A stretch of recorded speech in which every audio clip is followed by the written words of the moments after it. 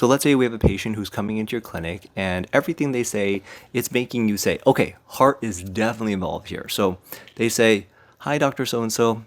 I've been having insomnia. I've been having night sweats. My mind, my heart, they just don't feel like they're resting. So basically they're saying that something is up with their heart organ. Now, they also tell you that they have a stiff neck, that they have shoulder pain, that they can't move their neck really well.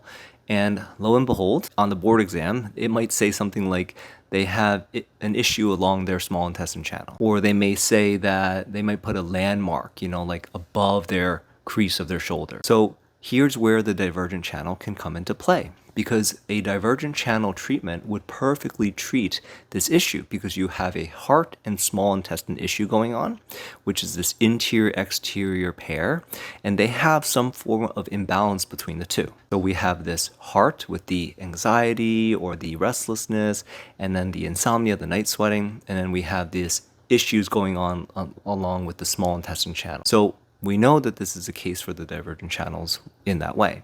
So now the next question then is, how do we choose points for this? So this is Manya's question.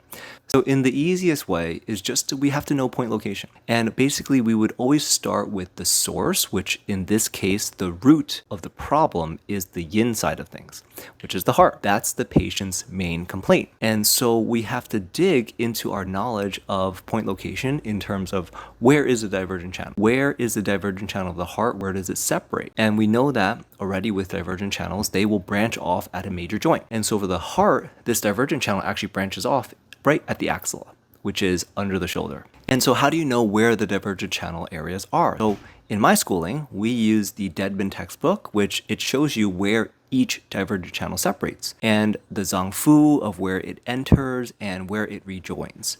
So for the heart, it says that the divergent channel, it separates from the primary channel at the axilla, and it reconnects with the heart, and then it reconnects with the small intestine at the inner canthus. So we would want to choose a point close at where this branches off, which is literally in the axilla. So what points do we have from the heart in the axilla? We have heart, so we can use heart 1 to open the divergent channel.